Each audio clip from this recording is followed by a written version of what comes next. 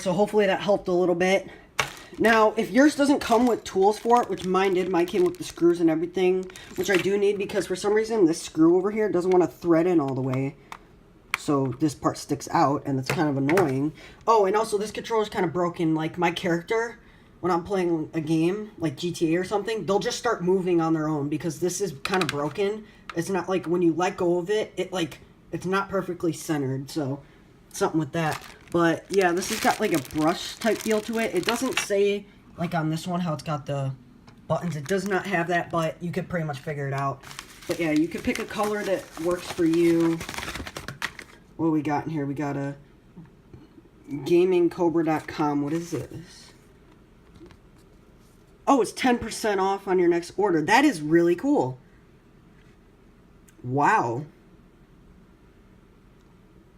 No scope decals. You can put it on your screen, and then it basically, wherever your crosshair is, that's where you're gonna fire or whatever. That's really cool. And I kind of like this too. You can get this to change your Xbox One logo. Not sure if it works on the S, but it's on an regular Xbox One. They got PlayStation stuff too. And that is it, I believe, for the package. Yeah, so if yours doesn't come with tools, you're going to need to get a small flathead screwdriver that'll fit, or the right type of screwdriver, one of the little hex ones with a little hole cut out on the top of it, because those are the kind of screws that Microsoft uses. In my case, though, I had to find a bit that's smaller than the hole on the screwdriver where you insert the screwdriver, and drill it out. That way I can use like a flathead screwdriver. But some tools you are going to need for this, even if yours comes with the kit, is a regular flathead screwdriver. Find a big one that you can use. This came in a kit. And so what you want to do is take the batteries out. And there is a screw behind here. So this will avoid a warranty. Like, I just bought this controller, and I was thinking, oh, orange and blue would look so cool, but I don't want to void the warranty on it. And the blue controller, by the way, I really like. I was going to get the one that's coming out. It's black up here, then it fades into like an orange like this. It's like some lava thing. But it doesn't come out till October, and I didn't want to have to deal with this stupid controller any longer. So I just went ahead and bought one. So what you might need the screwdriver for is to pry off these little tabs, because these two pieces do come off. So, you know, if you have a different Xbox One controller, you know, you can switch them. And let me just say that this, I probably should have said this in the beginning, but this is the controller that came with my console. It's probably better to do it with that one, because otherwise you could just go online, you know, because this regular controller, that controller is like $70, plus a $10, $80. Might as well go to the design lab and create your own. Plus you don't have to pay for shipping. This was like $9 something plus $1 in shipping. So I got it. I'm going to put the camera down right here so I can show you guys me taking off these little panels, because it's easier. Oh man, either this update really improved the quality of my camera, or I just never noticed the camera being that good. I'm recording this off of a iPhone 6s. So if you're wondering how the camera looks, like how videos are going to look, here you go. That's what I always record these types of videos on. Now you want to be careful, because you don't want to break the little tabs off, because then this part won't stay on. And I mean, it's not a big deal. This is all that's under it, but it'd be kind of uncomfortable to hold it in your hand. But yeah, just make sure you get that middle screw though, because this happened to me on Xbox 360 controllers. I was trying to pry apart my controller, and I'm like, okay, why won't it come apart? And I looked up a video, and this guy's like, yeah, you need to get behind the little sticker. Jesus, you're loud. I closed my window. I mean, I have another one open, but I thought it wasn't going to be that bad. But yeah, so it's the same on Xbox One too. There it goes. Okay, I didn't break any of the clips. So now, get the screwdriver that came in the kit, or get your own screwdriver. None of the ones that I have, like these, fit in it. I have another kit, but yeah, this controller's got like a, ooh, I like that. The feel to it is kind of like the newer controllers, and it's like brushed. Like, so you see how this one looks, how it's like shiny? This one's like matte, and it's got like a rubbery type feel to it. Might get a little bit more dirty. Just make sure though that you're cleaning it. Then you'll be fine. And I'm going to use the new screws too in it. But thank God they came with one of these. I wonder if this will work on a 360 controller too. It probably will. Oh wow, it actually works for these. I was thinking, I don't know if it'll work because, you know, it says it's a controller mod. Like in the name of the product, it said mod. Like to mod your controller.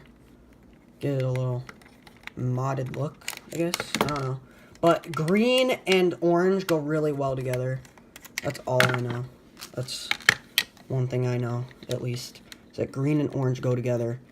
And since I'm taking this apart, I'll be able to show you guys what is... Well, will I? No. Well, I mean, I can. I'll show you what's wrong with my trigger. Alright, now we can take the front plate off and pretty much put the other one back on. And you're good now. I'm not throwing this away. I'm going to keep it. But just do a little... I don't want to. I want to save that. But I'll show you what's wrong with my controller. Never mind. I don't want to take the back off. But all I know is to make this trigger actually like hold together. You can kind of see there's hot glue in there. That's kind of what's messed up. So let's give it a first look. I want to show you guys this is why I'm doing it. You can honestly use your controller like this too, but you know, I don't like that. It's like a skeleton type thing, and I don't know if that would be comfortable. Bam! That's it. That's all you gotta do, and this looks sick. Oh, sorry, I'm not in camera. I'm too focused on looking at it. But make sure everything, all the buttons work and stuff. But oh my gosh, this looks so much better. Let's go ahead and screw it in. Wow. And these little bags are really handy. I use them for cords and stuff. So if you guys ever have those, keep them. They're really useful. Like, I'm going to put these screws in it. But holy crap. Like, I've seen on the pictures, it shows the guy who actually sells these. Whoa, wait. 1, 2, 3, 4. There's extra screws? Wow. That is very generous. They give you extra screws. Damn. Big props. Oh, little imperfection I found already. Focus. There it is. That little thing right there. But that's okay. I don't really mind. It's just a little scuff. And I could tell this to get this controller painted, they powder coated it, I'm assuming, because how the texture is. I'm assuming they powder coated it. Hold on, these screws don't want to go in. Okay, that one doesn't really want to go in. I'm going to try to get the other ones. Maybe it's just a bad screw.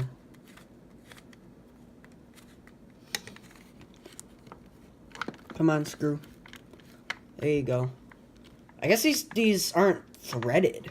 I don't think these are pre-threaded. You have to thread them on your own when you screw the screw in. Assuming. Oh, and another thing that's really cool about Xbox One controllers, I'm not sure if it's the S's or just regular ones. You see that little like magnet? When that gets closer to the circuit board, it activates the trigger mechanism. So instead of having all those springs like on the 360 controllers, which would tend to squeak and stuff, this won't squeak because it's literally just everything's in the controller, and there's little vibrate motors in the controllers too, in the triggers. There's vibrating motors in the triggers, which I guess that helps with the realism, I guess, to the game. But yeah, I did not expect this to look that great. As good as it does. That's what I should say. Yeah, these two bottom screws on the bottom of the controller, these are kind of stubborn to go in, but once you get them, they go in.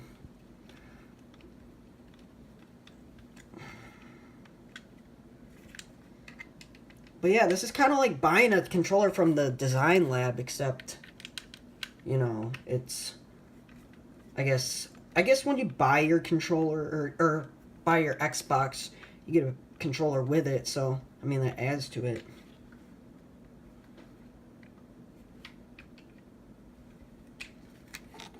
And then don't forget the screw in the middle. Now what you can also do is heat up this little... It's a sticker on there. You could heat it up to peel it off, but I wouldn't want to do that. I wouldn't want to risk breaking it. I wouldn't want to risk breaking my controller because of heat damage, I guess. Would happen. I gotta figure out how... never mind. I have to find a good file converter for my computer because... on iPhone, the video formats are .mov, and that doesn't work with Sony Vegas. So I tried a file converter, but it only let me do so many before I had to like, it says, oh, you gotta buy the rest.